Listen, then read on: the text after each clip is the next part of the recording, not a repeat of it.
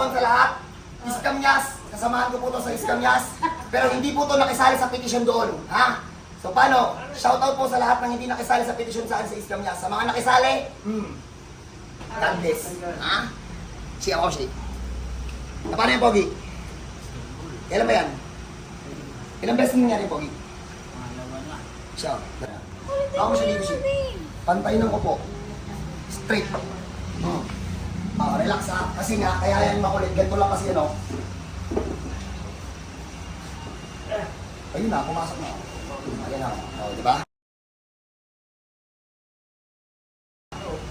Sabihin mo sa...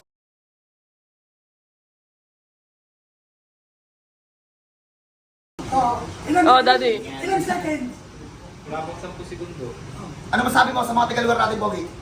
Paya saan na rin? Bago na sila bago. Magbago na kayo. Isa pa, para ano, makuha natin. Shi, sasagad na natin, Shi. Para walang balik.